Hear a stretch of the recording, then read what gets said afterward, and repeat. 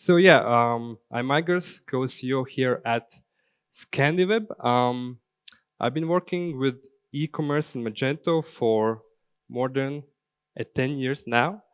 And right now, one of my day-to-day tasks, activities is to meet merchants, to meet business owners in order to together identify their short-term plans, long-term plans, vision, implementation steps, costs, budget for their e-commerce channel.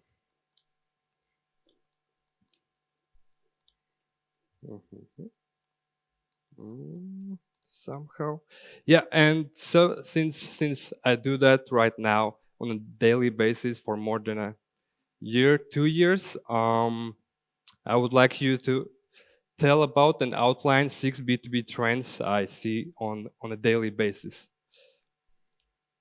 So first trend is marketplaces.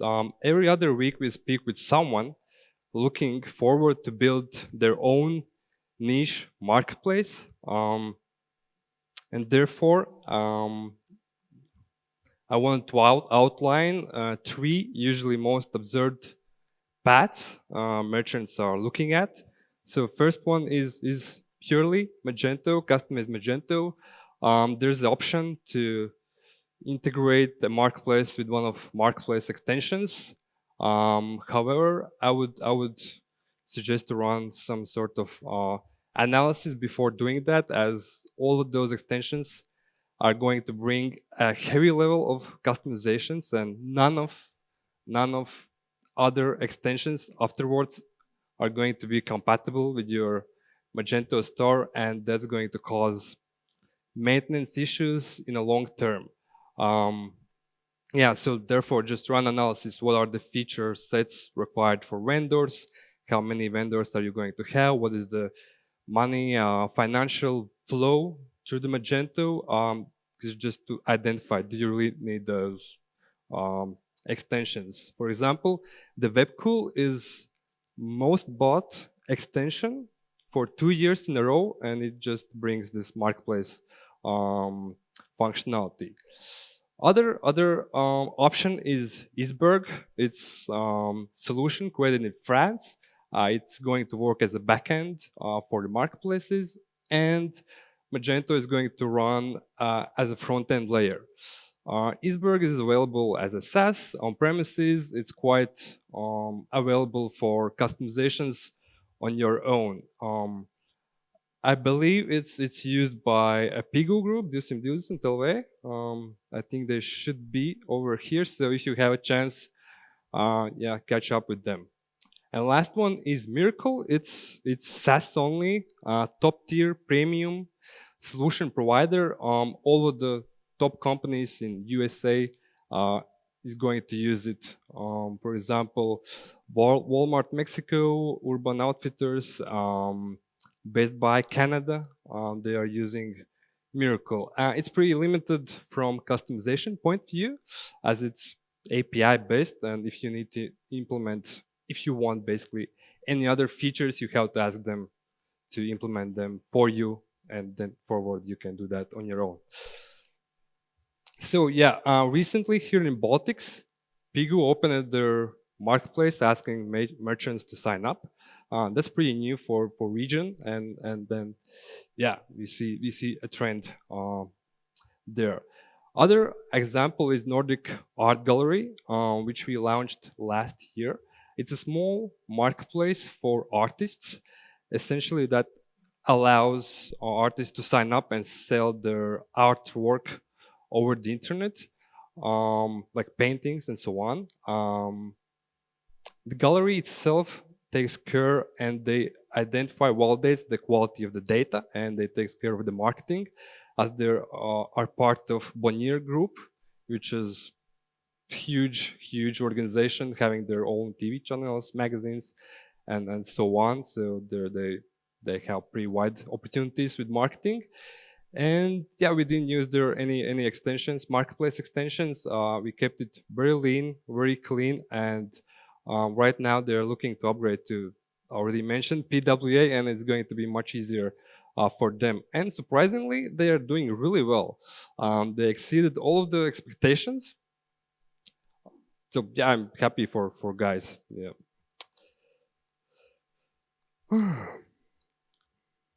All right. Next one. Next one trend is when the middleman is being cut off. That's a trend we also, yeah. So last year we had an opportunity to visit one of the manufacturers who is actually the second largest shoe producers. They're producing Nikes, Adidas, Crocs, Skechers. Well, most of the sports shoes you can think of, and right now they are um, creating their own brand. They're figuring out marketing, logistics, how to sell, customer support, and trying to go directly to consumer. Um, they are able to create much better product because they don't really have a pressure for the price cost point, as usually the brand will come in with certain expectation for the cost point, and they're going to have a much higher margin. Therefore, yeah, there's quite opportunity for them. Yeah, we visited them for a consultation on Magento and for blockchain, as they are also looking to build a smart factory, print on demand, produce the shoe on demand. Um, yeah, here we can see they are printing 3D shoes. Here's a quick peek into factory. We were not allowed there, but yeah. Here's a pretty cool brand, Hui. Here's a knitting learning station. Yeah, so some sort of education that you have to go through before you start working there. Yeah. So the next one is integrated B2B and B2C channels into one store. What we see here, Urban Cottages Industries, that's a manufacturer in the UK. They're producing all sorts of lamps and so on their own. They have their own factory in the UK. They have really cool brands they are working with, like Louis V and all the top brands you can think of in the UK. And they really don't have any B2C. Kind of they have page, but it doesn't really mirror anything. Therefore, for 2020, their main goal is to establish a solid B2C channel and to combine them on one site. Here we can see, oh, wow, Country Casual. That's outdoor furniture company in the USA. If you browse through their site, it will appear as a B2C brand, although they are selling mostly to B2B and mostly through catalogs. We did VR implementation for them, and also it was displayed in an innovation lab Ben mentioned earlier. And here is a Big Max, which is DIY store in Sweden, similar to Depot here. Yeah, they also opened both channels on the website, B2C, B2B, online.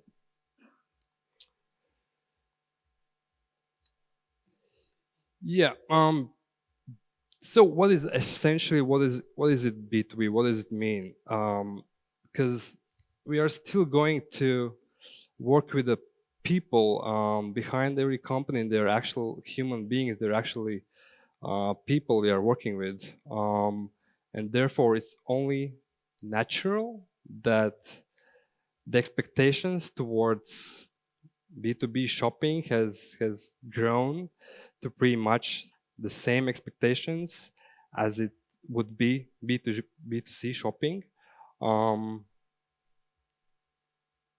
yeah, what are we hearing more and more is merchants is coming to us and asking, hey, can you give us a data about what are our users looking at? What are the products they looked for more than 30 seconds? Uh, how can we help them, and how can we utilize the shopping experience more and more.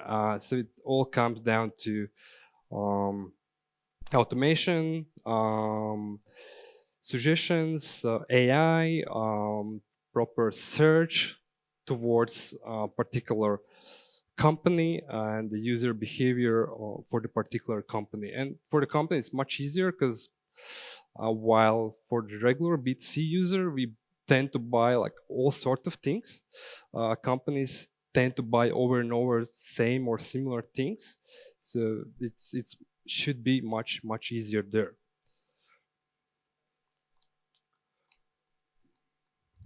Hmm.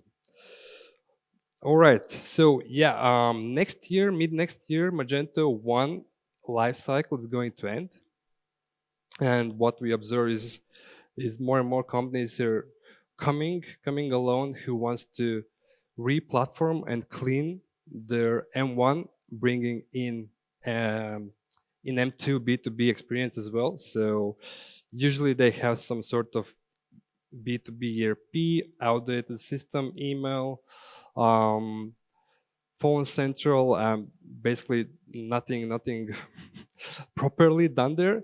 Um, and yeah, they're using this cleanup, this opportunity to migrate to M2, bringing in along B2B channel.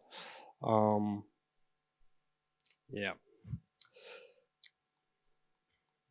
Mhm.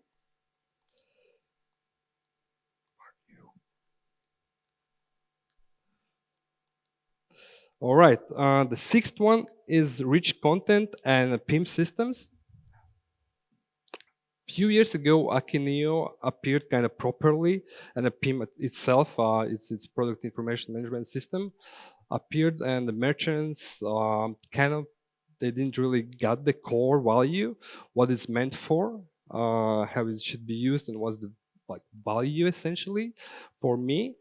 And now we are seeing more and more PIM integrations together with e-commerce in pretty much every other ecosystem coming along our way. And I would say it's must have for merchants having multiple languages, having quite large catalog, quite having a catalog where products are changing based on the season, or more and more SKUs are being added. You can there define all sort of workflows, languages, templates, acceptance criteria for what is the product, how long should be description, how many images, what's the quality of the images, define all sort of internal projects within the PIM system before data actually goes to consumer. Another thing is that by now it's already proven that having a proper data on your site, like product data information, is going to increase your conversion ratio and going to help to make this decision much faster. Later on, we have a talk about conversion rate optimization from my buddy Rainis. It's going to be pretty good, so stay tuned. Stay tuned. It's at 5, I think. Yeah. Anyways, um, let's go on. So at the very end, I would use this opportunity. Um, hmm, yeah. All right. I would like you to ask yourself a few questions, like a quick retro. Um, hmm, this thing is not working pretty good. All right. So yeah, I would ask you to ask yourself a few questions towards your day-to-day job from some sort of zoom out view, uh, looking at where is the industry going, where are your competition going, why are your users perhaps buying elsewhere? What are they doing differently? What is your current e-commerce framework, and where is it going to be in a 3, 4, 5 years? Does it make the sense to be on any of marketplaces? Does it make the sense to go D2C? Just do a quick retro for yourself. That often helps, at least in our company. And last one, but not least one is to not be afraid to launch small projects, demo projects, just to try out ideas. We do that on a daily basis. There's some hypothesis. Is it going to work? Not. We launch it on a small scale. We try it out and we see how does it work or it doesn't. So pretty easy. You won't know unless you try. So that's it for me today.